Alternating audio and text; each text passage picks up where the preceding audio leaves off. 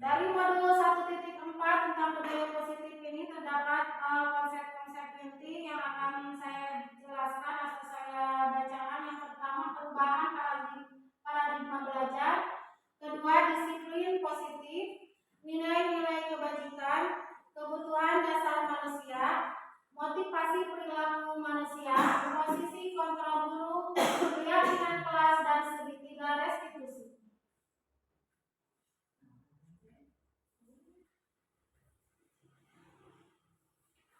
Saya berdiri di depan Bapak Ibu bukan untuk menggurui ya, cuma untuk memaparkan. Mudah-mudahan kita bisa menerapkannya di sekolah kita sesuai dengan profil pelajar Pancasila. Nah, masih semangat Bapak Ibu? Semangat. Kalau bicara tentang budaya positif, apa yang terbesit dalam pikiran Bapak Ibu? Hal-hal yang positif. Hal-hal yang positif, contohnya apa? Contohnya berpakaian rapi. Ya, boleh apa lagi? Pulang tepat waktu. Ya, pulang tepat waktu. Datangnya juga harus tepat waktu. Lagi? Disiplin belajar. Ya, disiplin belajar. Apa lagi? Mematuhi tata tertib. Mematuhi tata tertib. Apa lagi? Apa itu? Penampilan menarik. Penampilan menarik. Boleh ya, saya anak-anak berpakaian rapi. Apa semangat belajar? Ya, itu juga salah satunya. Yang pertama, pembelajaran dengan paradigma baru. Pembelajaran paradigma baru atau kurikulum merdeka merupakan pembelajaran yang berorientasi pada penguatan kompetensi dan pengembangan karakter yang sesuai dengan dimensi profil pelajar Pancasila. Profil pelajar Pancasila biasanya disingkat menjadi P5.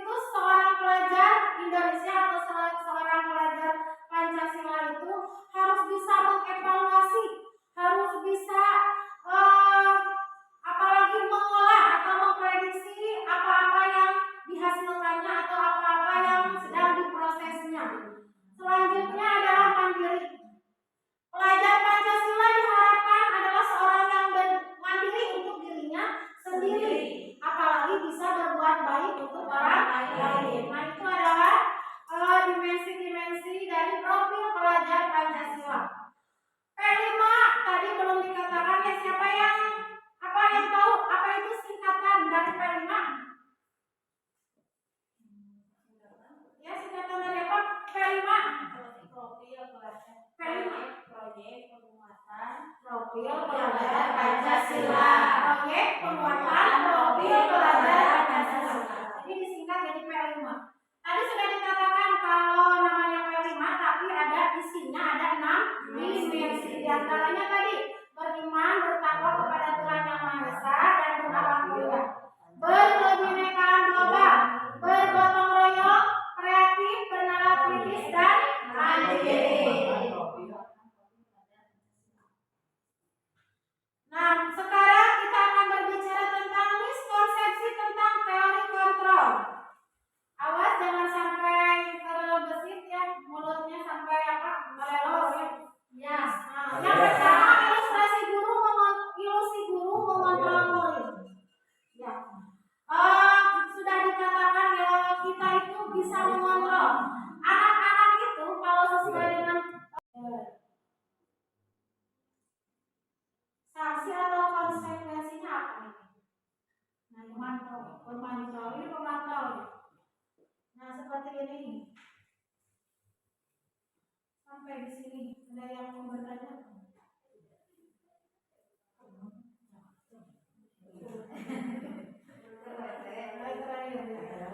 Sekarang kita beralih ke konsep inti budaya positif yaitu keyakinan kelas. Mengapa keyakinan kelas? Mengapa tidak kesepakatan atau peraturan sekolah? Siapa yang bisa menjawab?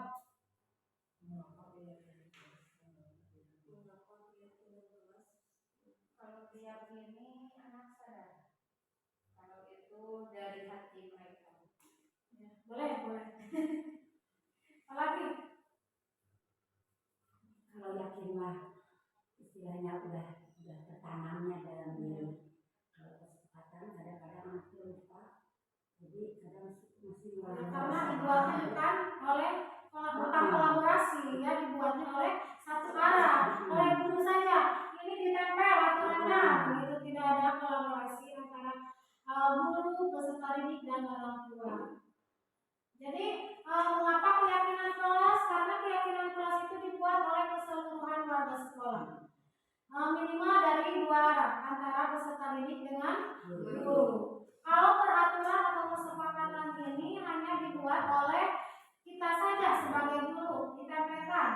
Coba aturan sekolah kelas kita sekarang dibacakan DVD, anak-anak tidak tahu prosesnya ya, tidak tahu bagaimana membuat peraturan tersebut. Nah, kalau keyakinan kelas, anak juga dilibatkan untuk membuat keyakinan kelas tersebut. Sekarang pembentukan keyakinan kelas atau sekolah. Keyakinan kelas bersifat lebih abstrak daripada peraturan yang lebih rinci dan konkret. Keyakinan kelas berupa pernyataan-pernyataan universal. Pernyataan keyakinan kelas senantiasa dibuat dalam bentuk positif. Keyakinan kelas hendaknya tidak terlalu banyak sehingga mudah diingat dan dipahami oleh semua warga kelas. Contohnya di kelas 1 tidak boleh panjang-panjang. Kelas saya bersih. Kelas saya bersih, contohnya seperti itu. Untuk di kelas rendah. Kalau di kelas tinggi boleh agak panjang. Tapi kalimatnya dalam bentuk positif. Jangan seperti yang negatifnya seperti apa? Jangan buang sampah sembarangan. Itu adalah kalimat yang negatif. Yang positifnya seperti apa? Sampah pada tempatnya. Atau jagalah kebersihan. Keyakinan kelas sebaiknya sesuatu yang dapat diterapkan di lingkungan tersebut. Semua warga kelas hendaknya ikut berkontribusi dalam pembuatan keyakinan kelas lewat kegiatan curah pendapat. Nah, sekarang segitiga restitusi. Restitusi adalah proses menciptakan kondisi bagi murid untuk memperbaiki kesalahan mereka, sehingga mereka bisa kembali pada kelompok mereka dengan karakter yang lebih kuat. Tadi sudah dikatakannya, yang contohnya yang tidak mengerjakan PR atau anak yang ketika ulangan melirik teman, itu bisa dijadikan kita panggil, tidak langsung dipanggil. Kalau sudah selesai ulangan boleh kita panggil anak tersebut ke ruang yang berbeda. Kata-katanya boleh seperti ini. Tahu tidak kamu apa maksud ibu memanggil kamu?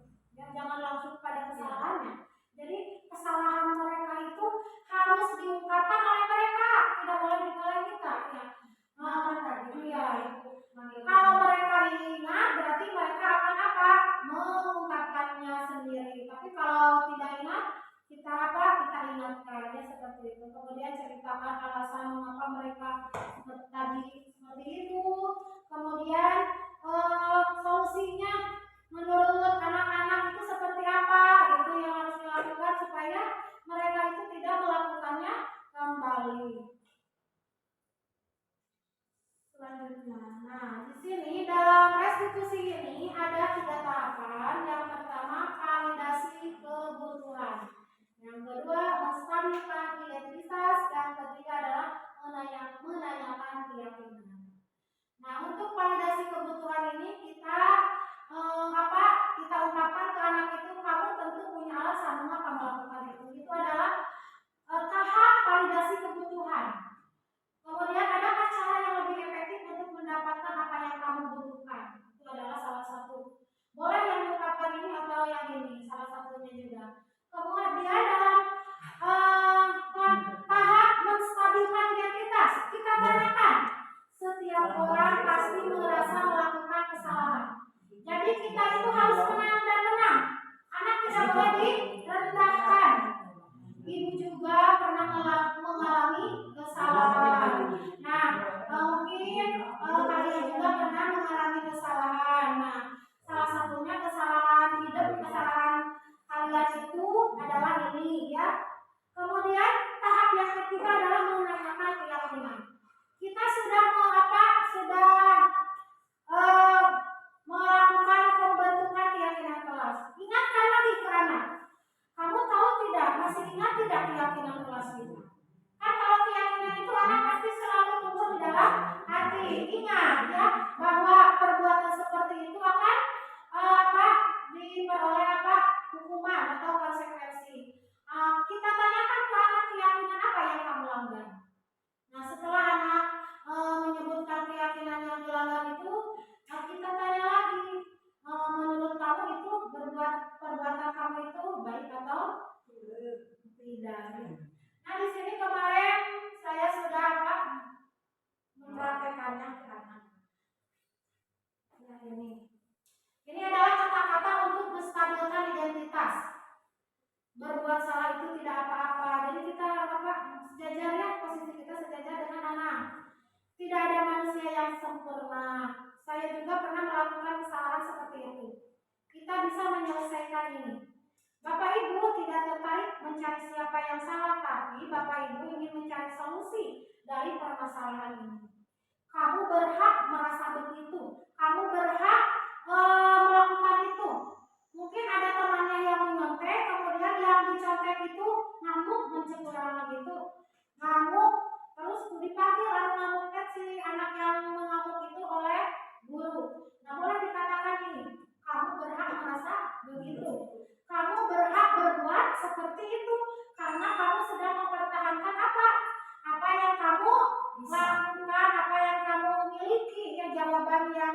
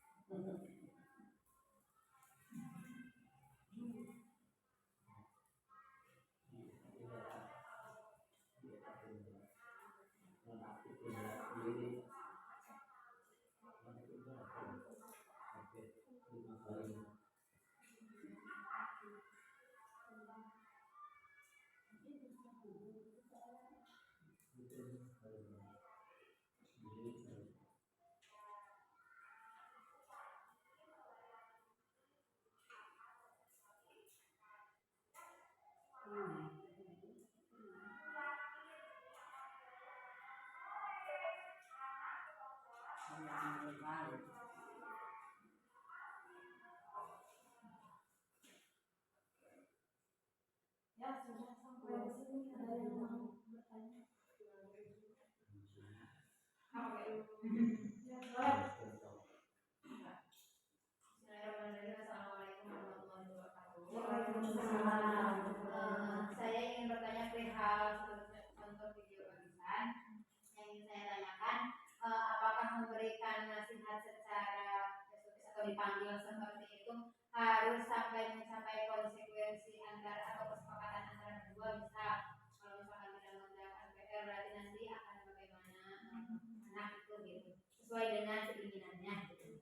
Kemudian apakah harus sampai ke sana atau cukup sampai kita itu sampai dia itu merasa oh iya saya berbuat salah nanti sampai minta maaf, atau memang harus sampai ada kesalahan gitu. Kemudian ketika misal tadi kan sebenarnya mengerjakan tidak mengerjakan PR dan memang banyak terjadi di kelas-kelas dengan berbagai alasan, ada yang bukunya ketinggalan, entah itu memang mengerjakan atau tidak kan kita tidak tahu, dan memang terkadang banyak sekali anak yang tidak mengerjakan. Nah, ketika kita memberikan seperti yang dicontohkan itu, apakah baiknya satu orang atau secara bersamaan karena memang kesalahannya sama, karena kesalahannya sama Lebih dari satu. dan baiknya satu dari hati ke hati satu orang atau karena kesalahannya sama barengan baik. Terima kasih. Sekian. Assalamualaikum warahmatullahi wabarakatuh. Waalaikumsalam warahmatullahi wabarakatuh. Nah, apa nyambungnya? Oh ya, menambahkan. Bertanya tentang waktu yang paling tepat untuk memberikan solusi itu, apakah waktu sudah pulang atau waktu belajar. Kan kalau waktu belajar kan kita sedang game ya, dengan yang lain kan lagi interaksi. Nah, itu yang untuk anak yang punya itu Apalagi sudah saya akan mencoba menjawab tentang pertanyaan yang pertama, yaitu harus ada sampai kesepakatan, harus ya, harus, karena nanti kita itu mulainya seperti tadi, apa maksud ibu, tahu tidak maksud ibu memanggil misalnya tadi Dini kesini itu tidak, tadi mencoba ingat lagi gitu kesalahan, oh saya tidak mengerjakan PR. Menurut ini kata dulu, menurut ini apakah perbuatan itu baik atau tidak, seperti itu. Nah, sekarang validasi tindakannya kita masih apa? Kita juga, ibu juga pernah melakukan kesalahan, ini juga pernah melakukan kesalahan seperti tadi tidak mengerjakan PR. Nah, pasti ini juga punya alasan mengapa ini tidak mengerjakan PR. Coba ceritakan sama ibu. Si anak pasti menceritakan alasannya. Tadi katanya banyak main, ketiduran, ya melihat TV gitu. Nah, pasti itu adalah solusinya. Solusi biar Dini tidak melakukan hal itu lagi apa? Pasti anak bertanya, saya tidak boleh bermain terlalu banyak main gitu. Terus dan mendahulukan PR daripada bermain, anak itu seperti itu. Atau tidak banyak nonton TV. Kemudian tanya keyakinan di kelasnya apa? Bahwa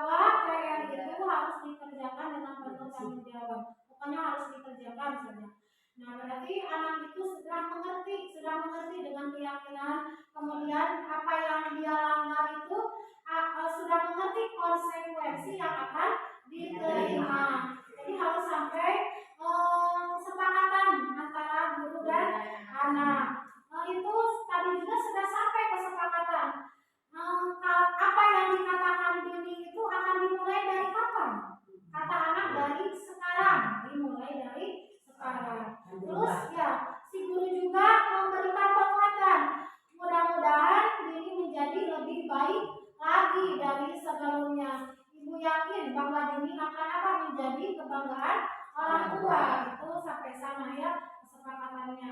Kemudian yang kedua itu ketika yang memberikan pertanyaan bersama. Seharusnya sebaiknya bukan seharusnya. Sebaiknya itu piece to piece, dua orang satu orang. Karena mungkin alasannya juga akan berbeda-beda. Mungkin ada yang habis berkunjung ke rumah neneknya, jadi tidak sempat mengerjakan PR atau bermain terus atau tidurnya kemalaman, itu juga berbeda-beda alasan.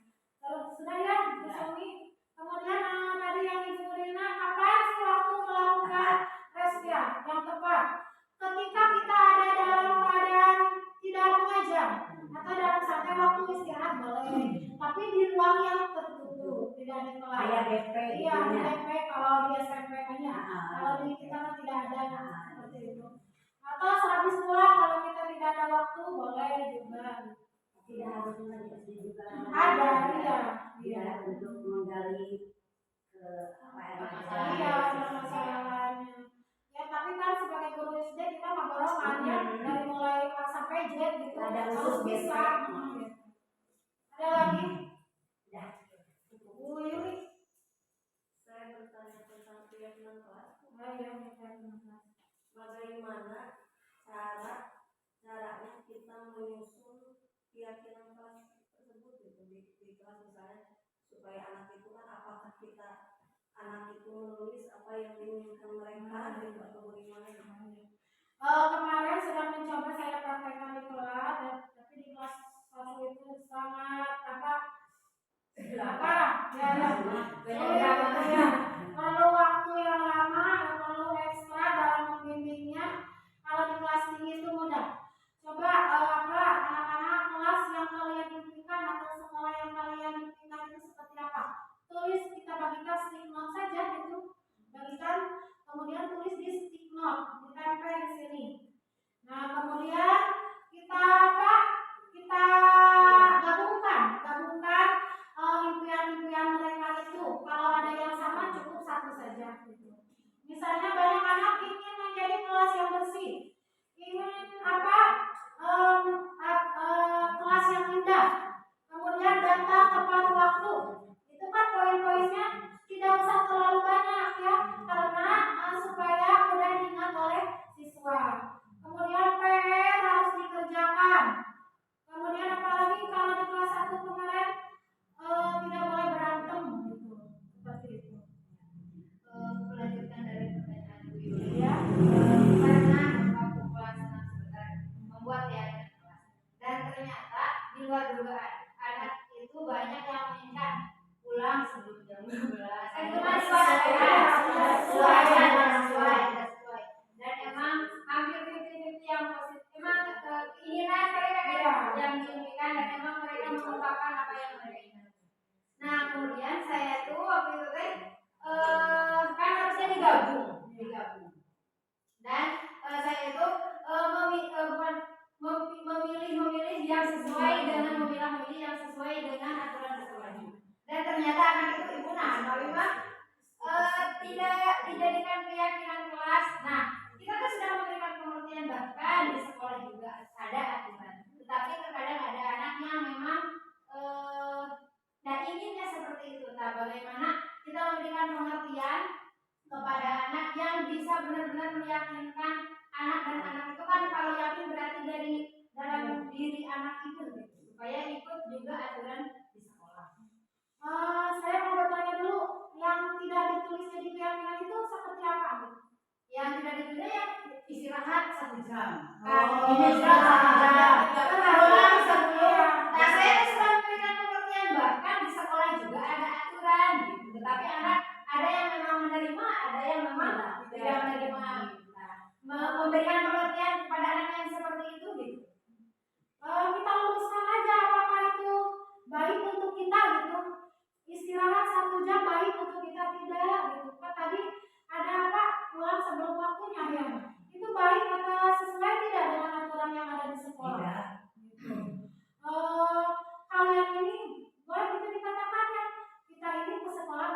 belajar. Kita itu di rumah belajar boleh lebih lama, di sekolah itu hanya beberapa jam.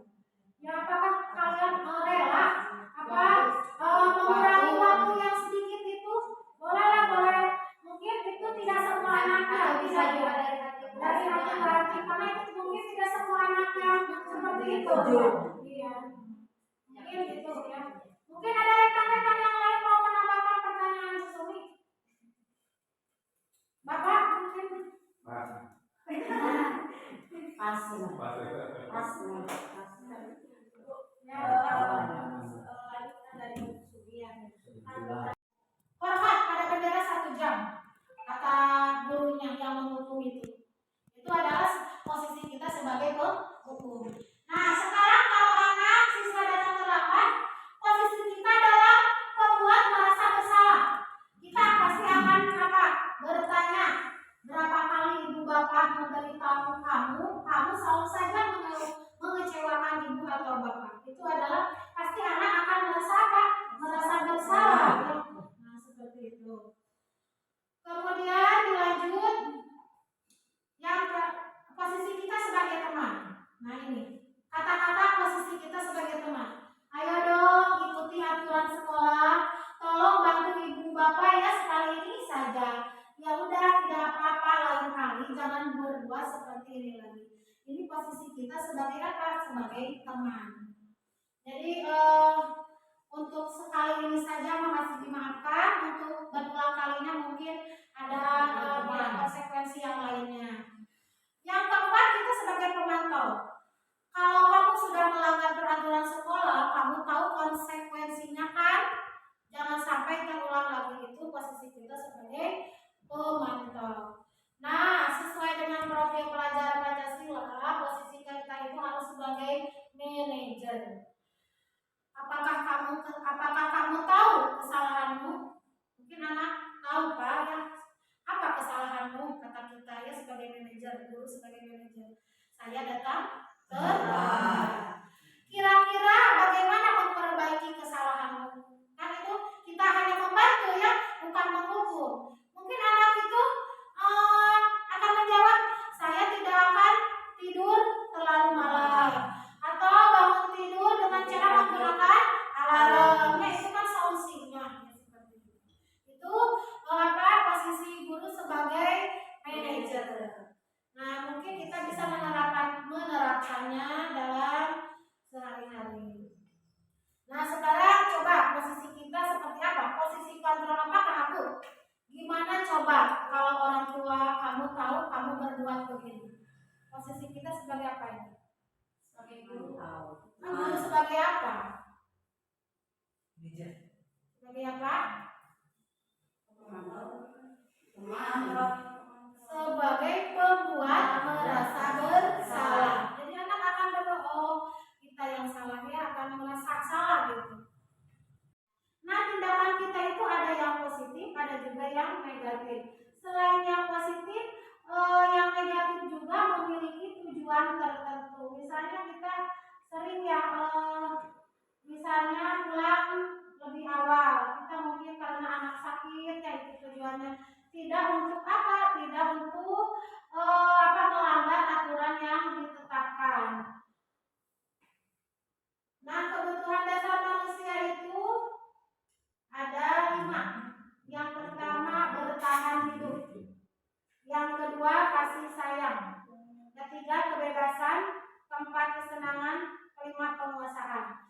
Bertahan hidup bisa kita lihat dalam apa? Dalam keseharian anak. Anak misalnya mengambil hak makanan orang lain, makanan temannya. Itu adalah salah satu cara mempertahankan hidupnya.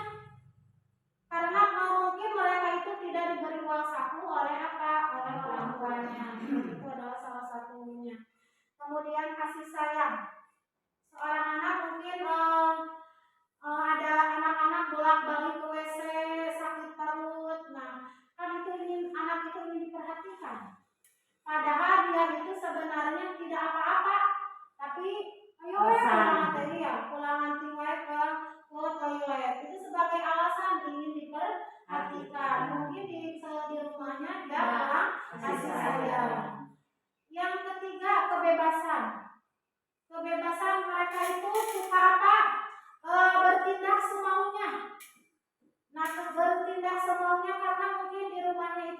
dikekang oleh apa? Oleh orang tuanya. Tidak boleh inilah, tidak boleh ya, tidak boleh itu. Jadi di sekolah diluapkan ya. Yang keempat, mencari kesenangan.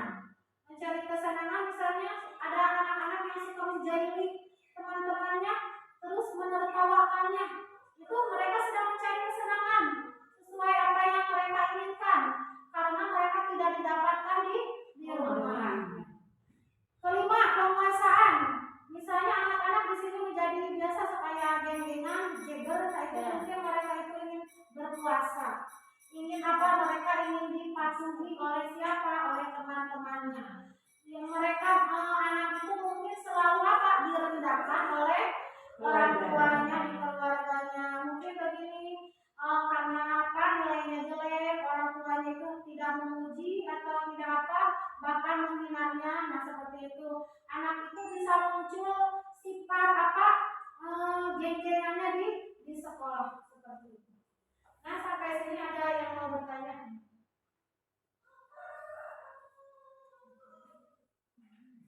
Mengerti semuanya ya? Mengerti. Ya.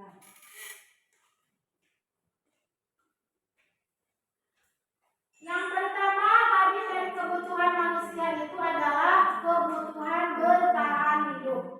Kebutuhan bertahan hidup atau survival adalah kebutuhan yang bersifat fisiologis untuk bertahan hidup, misalnya kesehatan, rumah, dan makanan.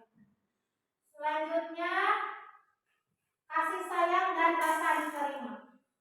Kebutuhan untuk disayangi dan diterima meliputi kebutuhan akan hubungan dan koneksi sosial. Kebutuhan itu memberi dan menerima kasih sayang dan kebutuhan untuk merasa menjadi bagian dari suatu kelompok. Sekarang penguasaan. Penguasaan ini merupakan kebutuhan yang berhubungan dengan kekuatan untuk mencapai sesuatu, menjadi kompeten, menjadi terampil atau diakui di atas prestasi. Misalnya anak yang pintar itu suka apa? Ngejegernya, selalu mengaraja. Nah, itu adalah untuk apa? Untuk memenuhi kebutuhannya, apa kebutuhan penguasaan menjadi seorang pemimpin. Ia ingin dianggap sebagai orang-orang yang berharga atau memiliki perbedaan dari yang lain. Kemudian kebebasan. Kebutuhan untuk bebas adalah kebutuhan akan kemandirian, otonomi, memiliki pilihan dan mampu mengendalikan arah hidup seseorang. Kesenangan atau kebutuhan untuk merasa senang. Kebutuhan akan merasa kesenangan ini adalah kebutuhan untuk mencari kesenangan, bermain dan tertawa. Seperti yang dikatakan tadi bahwa mereka itu di kelasnya suka menjahili teman, kemudian asik mereka sedang menjahili itu tertawa bareng-bareng, nah seperti itu. Sekarang motivasi perilaku manusia. Motivasi perilaku manusia ini ada 3. Yang pertama untuk menghindari ketidaknyamanan atau hukuman. Yang kedua untuk mendapatkan imbalan atau penghargaan dari orang lain. Ketiga untuk menjadi orang yang mereka inginkan dan menghargai diri sendiri dengan nilai-nilai yang mereka percaya. Untuk poin yang pertama dan kedua ini termasuk motivasi ekstrinsik, yang ketiga adalah motivasi intrinsik. Motivasi yang berasal dari dalam diri kita. Ini untuk menghindari kenyamanan atau hukuman. Misalnya kita ada aturan bahwa fingerprint harus pukul 7 ya. Datang sebelum pukul 7 karena tahu apa? Aturan. Takut dihukum atau sertifikasinya tidak cair ya. Nah seperti itu. Itu adalah untuk menghindari ketidaknyamanan. Kemudian untuk mendapatkan imbalan atau penghargaan, kita berlomba apa? Perlombaan di kelas. Kan ada perlombaan saja hanya di kelas karena mau apa? Mau penghargaan. Tapi setelah tidak ada perlombaan kelas, nah yang ketiga untuk menjadi orang yang mereka inginkan dan menghargai diri sendiri dengan nilai-nilai yang mereka percaya. Nah ini berasal dari dalam diri kita. Kita yakin bahwa kalau kita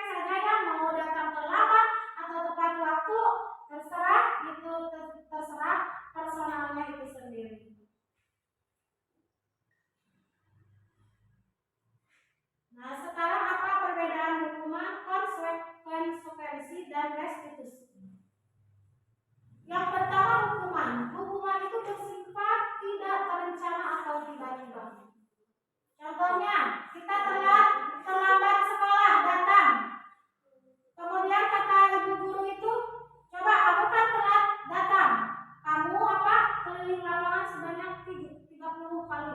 Nah, itu adalah hukuman. Sifatnya tiba-tiba dan tidak direncanakan. Dan bersifat satu arah. Satu arah hanya yang apa? Yang tahu itu adalah guru itu yang apa? Yang memberikan hukuman.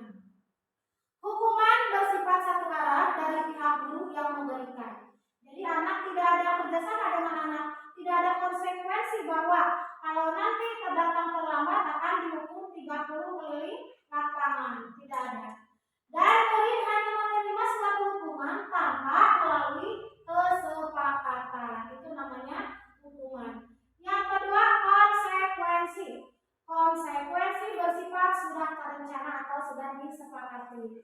Kita akan membuat kesepakatan dengan peserta didik bahwa kalau mereka melanggar aturan ini, hukumannya akan ini. Jadi konsekuensinya akan seperti ini.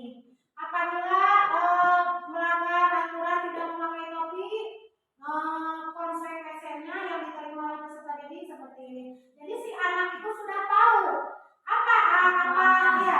apa yang dilanggar dan konsekuensi yang akan diterima. Kemudian restitusi.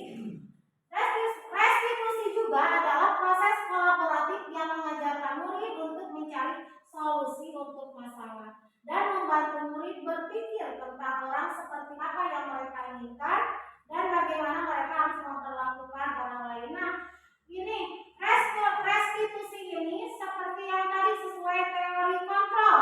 Jadi kita itu harus menang. Anak menang, kita guru juga menang.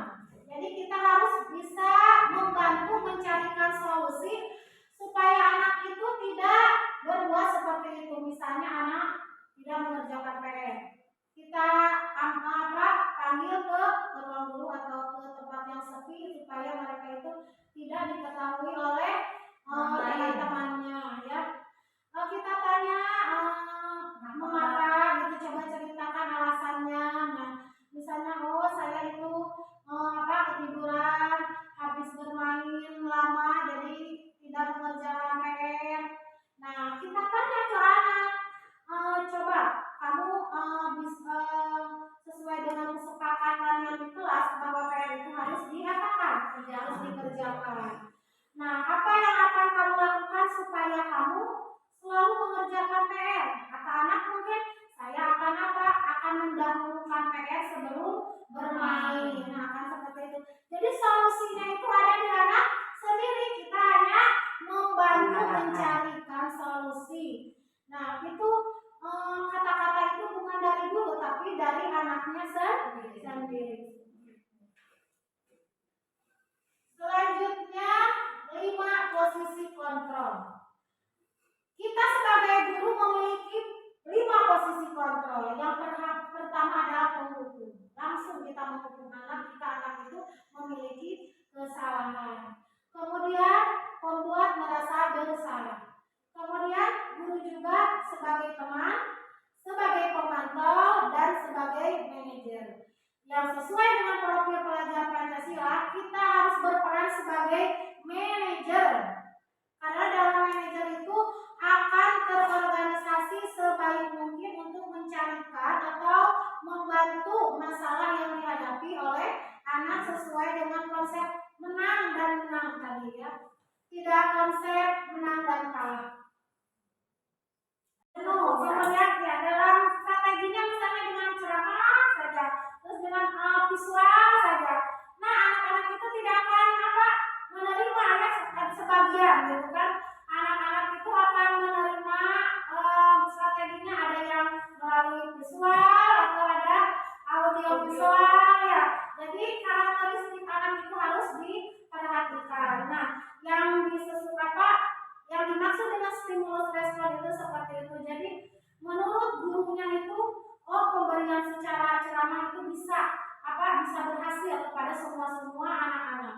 Tapi kenyataannya kebutuhan anak-anak itu berbeda-beda. Ada anak itu bisa memahami pelajaran itu dengan dengan audio, ya. Ada yang memahami pelajaran itu dengan visual atau dengan kedua-duanya, audio visual, ya. Nah, yang kedua, setiap orang melihat hal yang sama, tapi menurut teori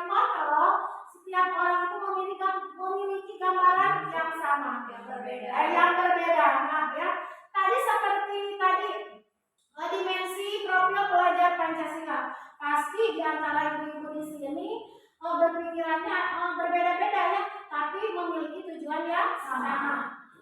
Yang ketiga, kita mencoba mengubah orang agar berpandangan sama dengan kita. Nah, itu sudah pasti berbeda dengan teori kontrol. Kita memaksa orang supaya pendapatnya sama dengan kita. Itu tidak sesuai dengan teori kontrol. Kita berusaha memahami pandangan orang lain tentang dunia. Selanjutnya, perilaku buruk dilihat sebagai suatu kesalahan. Nah, menurut stimulus respon, perilaku buruk itu sebuah kesalahan. Tapi menurut pandangan teori kontrol, suatu tindakan itu akan memiliki tujuannya masing-masing. Bahkan perilaku buruk itu akan menjadi suatu motivasi untuk kita mencapai kesuksesan.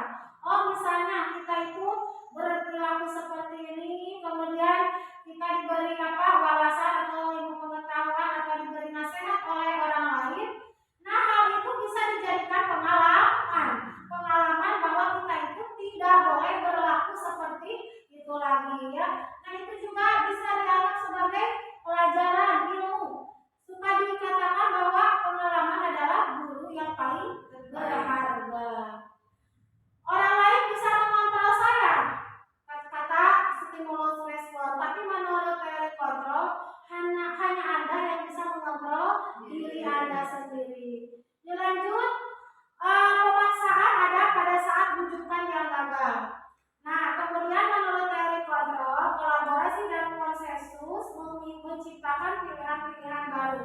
Konsensus itu konsekuensi yang harus kita tanggung apabila kita melakukan kesalahan. Model berpikir menang atau kalah. Model berpikir menang atau menang. Nanti kalau anak didik kita misalnya berbuat salah, kita itu meresponnya harus tidak boleh menang, si anak harus kalah, kita guru harus menang. Tapi sesuai teori kontrol itu tidak boleh. Nanti akan menjatuhkan harga diri anak. Kita harus memberi nasihat itu, kita harus menang, anak juga harus menang. Jadi kita membantu anak mencarikan solusi mengapa anak itu berbuat seperti itu. Bukan kita yang ingin menang, yang unggul, yang egois, ya boleh ya gitu. Nah, kita juga harus mencarikan solusi supaya anak tersebut bisa bangkit kembali meraih kesuksesannya.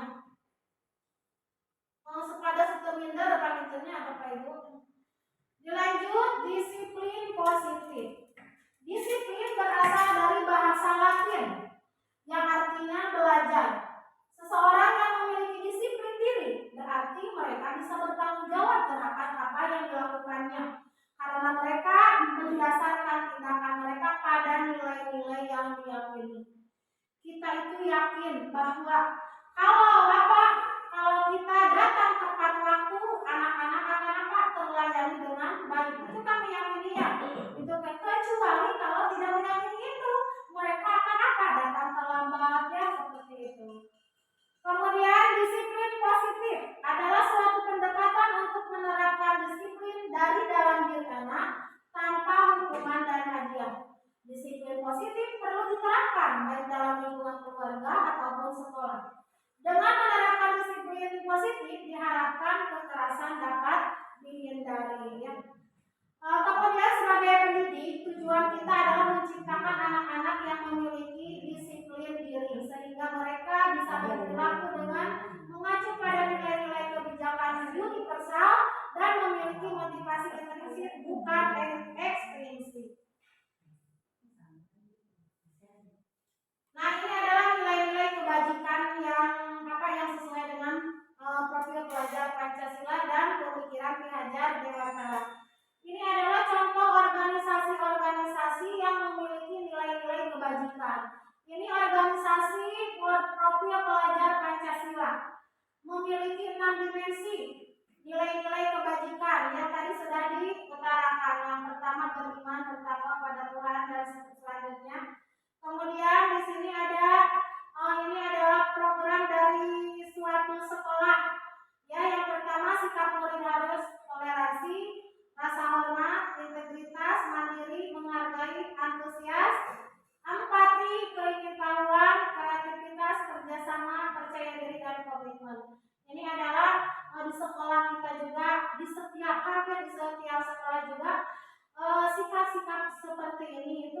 sangat diperlukan, tidak hanya di organisasi itu saja.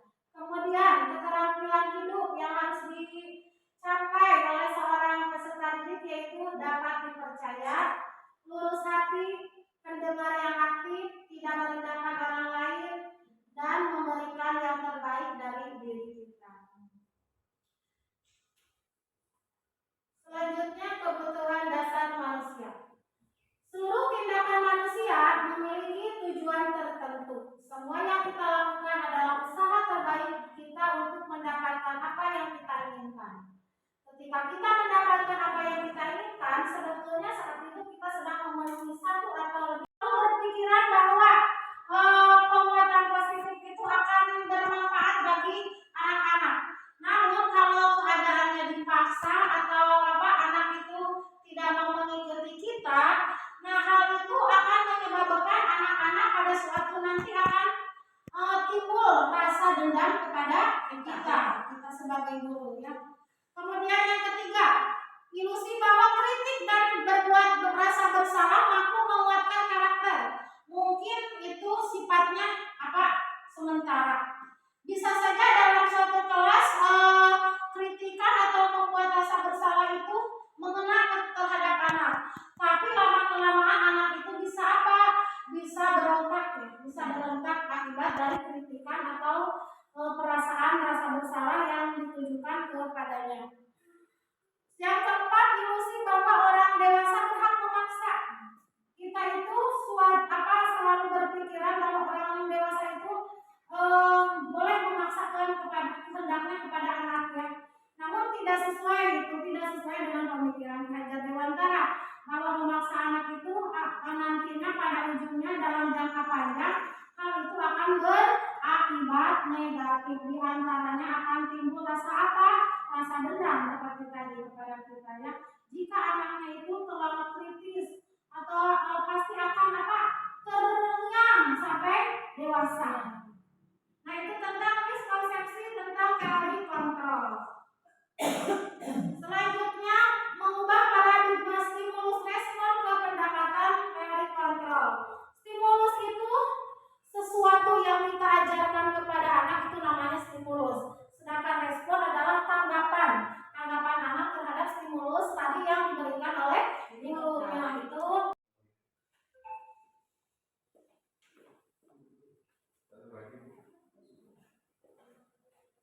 Mau dua? Satu dulu aja.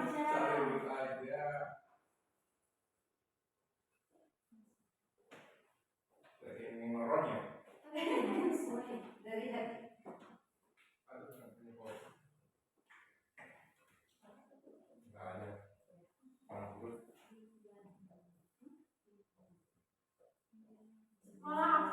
Olah seperti apa yang kita inginkan.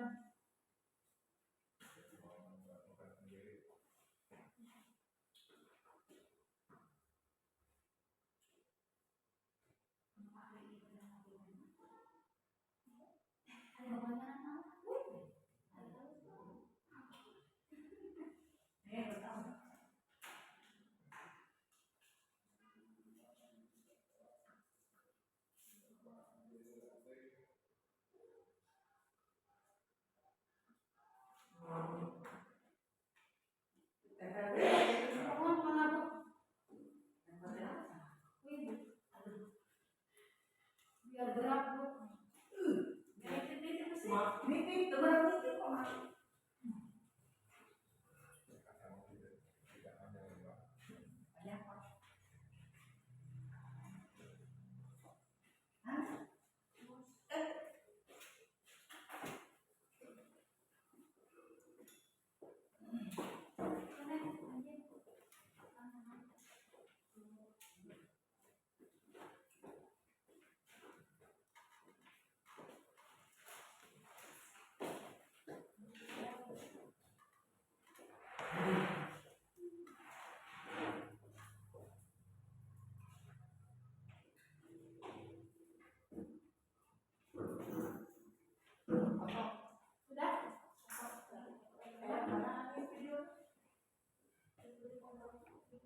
Sudah?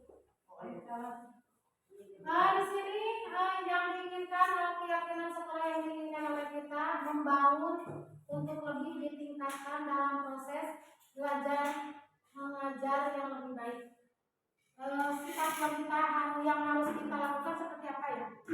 Membangun untuk lebih ditingkatkan dalam proses belajar mengajar yang lebih baik.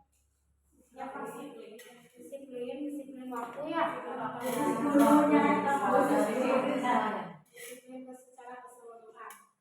Yang kedua ini ada disiplin.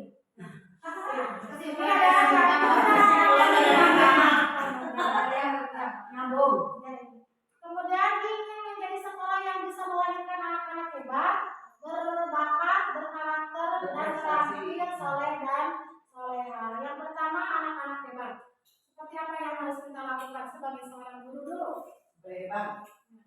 Bervariasi dalam mengajar. Bervariasi dalam mengajar. Ya,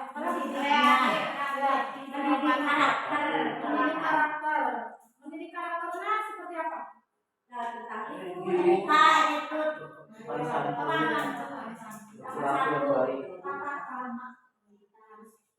Kemudian sikap kita supaya anak berbakat.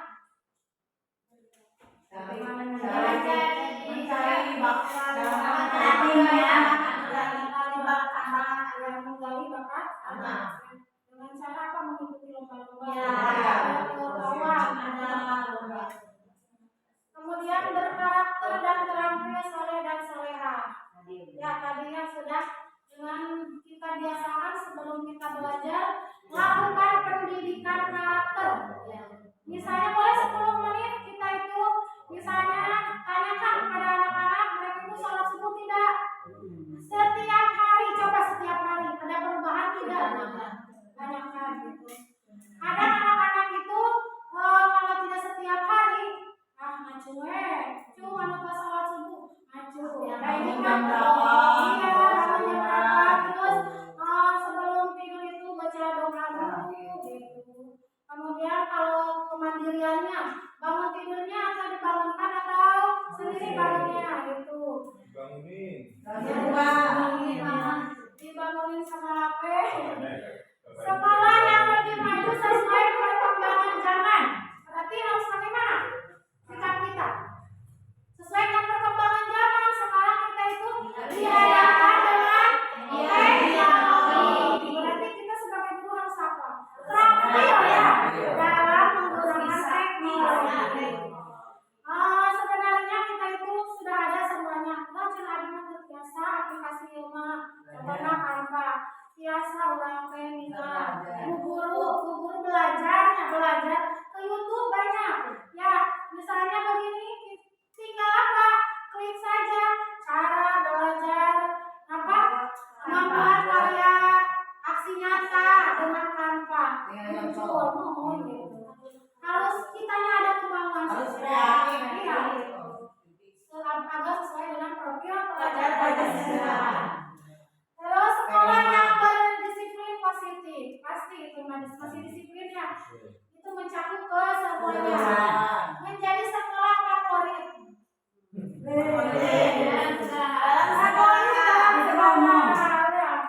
Atau favorit di sekolah siapa? Iya. Untuk masyarakat. Jangan dulu oleh masyarakat, tapi disukai saja oleh siswa. Kemudian menjadi prestasi dalam segala hal. Pasti ya, harus kolaborasi semua guru. Komplit sarana dan prasarana.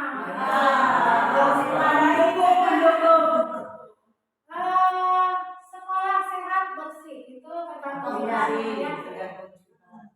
Sekolah yang unggul dalam bidang akademik. Biasa pengetahuan. Kita sekarang apa sudah meningkat akademiknya atau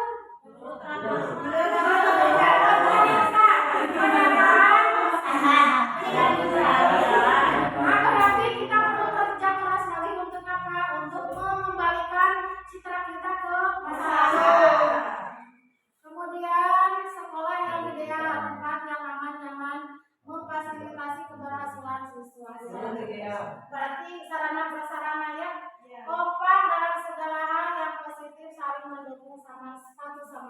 Contohnya, contohnya seperti ini. Terima kasih sudah mendukung kegiatan CGP. Tinggal menunggu itunya. Ya. Terima kasih ya. Timbang balik.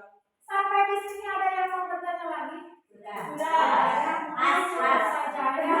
Saya mengucapkan terima kasih yang sebesar-besarnya dan mohon maaf apabila dalam penyampaian atau tingkah laku yang kurang berkenan, mohon dimaafkan. Wabillahi taufiq wal hidayah. Wassalamualaikum warahmatullahi wabarakatuh. Kamu boleh kira-kira resepnya. Ini mah.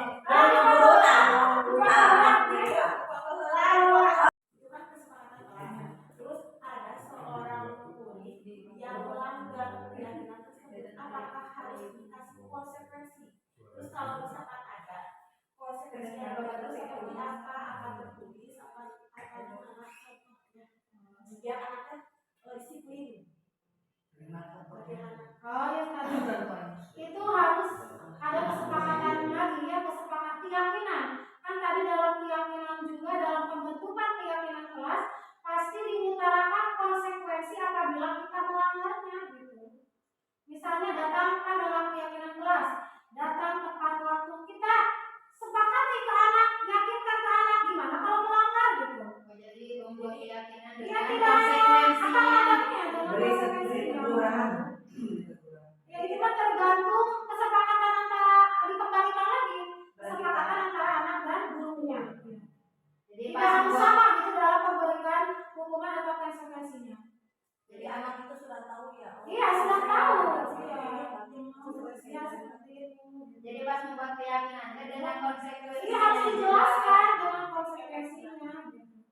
Tapi kan kalau di sekolah misalnya dengan guru-guru mah sudah mengerti semua konsekuensi yang akan diterima jika kita melanggar peraturan. Ada lagi. Nah kita juga membuat mengaplikasikan pembuatan keyakinan sekolah. Kita di sekolah ya kalau guru nanti di kelas bapak ibu keyakinan kelas bersama anak-anak.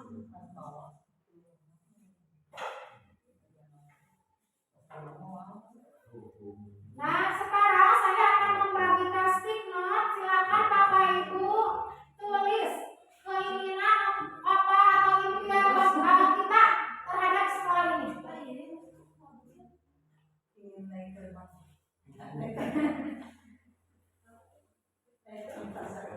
Sekolah anak-anak.